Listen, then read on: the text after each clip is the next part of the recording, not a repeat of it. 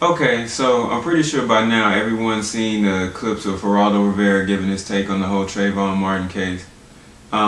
If you haven't, here's a small clip to get you caught up. But I am urging the parents of Black and Latino youngsters particularly to not let their children go out wearing hoodies. I think the hoodie is as much responsible for Trayvon Martin's death as George Zimmerman was. Now, before you go get your pitchforks and your rifles and you get your mobs together, hold on a second. Let the man clarify himself. You see a kid walking down the street, particularly a dark-skinned kid like my son Cruz, who I constantly yelled at when he was going out wearing a damn hoodie or those pants around his ankles. Take that hood off. People look at you and they what's the instant identification? What's the instant association? It's those crime scene surveillance tapes. Every time you see someone sticking up a 7-Eleven, the kid's wearing a hoodie. Every time you see a mugging on a surveillance camera or they get the old lady in the alcove, it's a kid wearing a hoodie. You have to recognize that this whole stylizing yourself as a gangster, you're going to be a gangster wannabe, well, people are going to perceive you as a menace. Now, I know this might shock a lot of you, but I actually agree with what Geraldo's saying here. I mean, let's take his logic into consideration.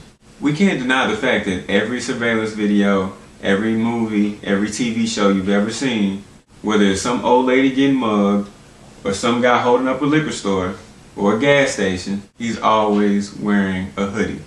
Black, white, Latino, it doesn't matter. The perpetrator is always wearing a hoodie. So we can't say Geraldo is mistaken in that aspect. I always believe if you gotta use a certain type of logic for one thing, you got to use it across the board. So I feel like we should use Geraldo's logic across the board. Let's think about some other travesties of justice that may have been portrayed in movies and TV shows and the media, even real life. Anytime you've seen somebody embezzle from a company, collapse a whole economic infrastructure, make off with millions of dollars illegally, whether it's been in a movie, TV show, even in real life scenarios, who's always been the culprit? A white guy in a suit. And like I always tell my damn white friends when they leave the house, don't go out there in your business suit and your tie and your vest and all that stuff. If you go out wearing that stuff, then you look like you're gonna rob a bank and get away with it.